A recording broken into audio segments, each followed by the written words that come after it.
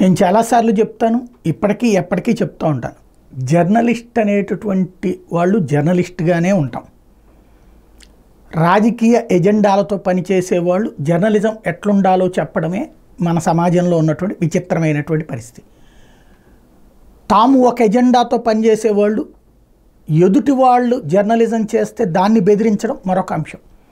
ఇప్పుడు షుబ్లీ గారు ఏదైతే మైనార్టీలకు సంబంధించినటువంటి హక్కుల పరిరక్షణ మంచిది, మత దూషణ ఏంటది మతపరమైనటువంటి వైషమ్యాలు రెచ్చగొడుతున్నారు జర్నలిస్ట్ సాయి యూట్యూబ్ ఛానల్ ద్వారా అంటూ ఒక వినతి పత్రం ఇచ్చారండి.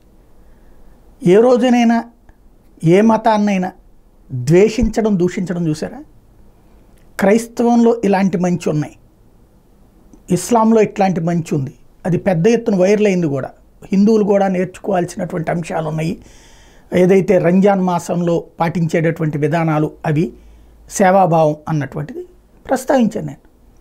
మంచి ఎక్కడున్నా ప్రస్తావిస్తా, చెడు ఎక్కడున్నా తప్పుపడతా. నేను ఒక జర్నలిస్ట్గా ప్రపంచవ్యాప్త వార్తలన్నీ ఒక గల్లీ నుంచి ఢిల్లీ దాకా కాదు, గల్లీ నుంచి ప్యారిస్ దాకా అన్ని వార్తలు ఇస్తూ ఉంటా. ఎందుకు అంటే అది నన్ను ఫాలో అయ్యేటటువంటి సబ్స్క్రైబర్లకు సంబంధించినటువంటి ఇష్టాలను బట్టి. అన్నిటినీ అందరూ చూడరు, చూసేటటువంటి సబ్స్క్రైబర్ల ఆలోచన ధోరణిని బట్టి ఎవరికి ఏది కావాలో అవి తీసుకుంటారు.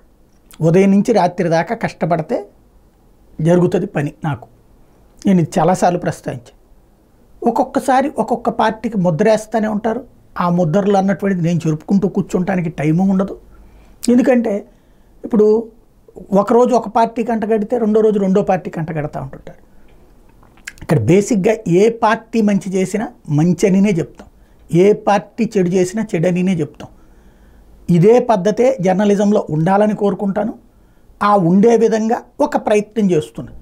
పెద్ద పెద్ద వాళ్ళతో యుద్ధము చేశాను, పెద్ద పెద్ద మీడియాలతో పోటీ పడలేను, నేను పోరాడుతూనే ఉంటాను. ఇది నా పద్ధతి.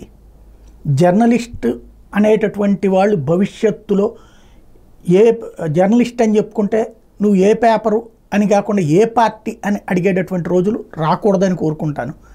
వచ్చేసినాయి. ఇక కనీసం ఇలాగుంటుంది అన్ని అంశాల మీదన సూటిగా స్పష్టంగా తమ అభిప్రాయాలు చెప్పడం అనేటటువంటి ధోరణి ఉంటుంది అని చెప్పేటటువంటి ప్రయత్నమే చేస్తుంది. ఎక్కడెక్కడ ఏ ఏ అంశాలైనా సరే ప్రజలకి పనికొచ్చే అంశాలని నా యూట్యూబ్ ద్వారా ప్రస్తావిస్తూ ఉంటాను.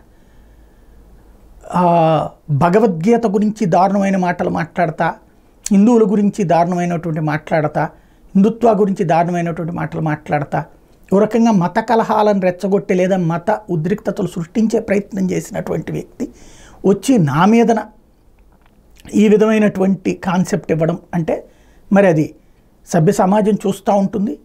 భయపెట్టడం బెదిరించడం అన్నటువంటి కాన్సెప్ట్ చుట్టూ నడిచేటటువంటి వ్యవహారాలలో ప్రాక్టికల్గా ఒకటే గుర్తుపెట్టుకోవాల్సింది, సమాజం అన్నటువంటిది ఒక పెద్ద ప్రయోగశాల. ఈ ప్రయోగశాలలో ఎవరి ప్రయోగాలు వాళ్ళు చేస్తున్నారు. అయితే సమాజం అనేటటువంటిది మాత్రం దుర్మార్గాన్ని సహించదు, అంగీకరించదు. అది ఏ పార్టీ చేసినా, ఏ వ్యవస్థ చేసినా, ఏ విధమైనటువంటి దౌర్జన్యం చేసినా అది గుర్తుపెట్టుకోవాల్సినటువంటి అంశం.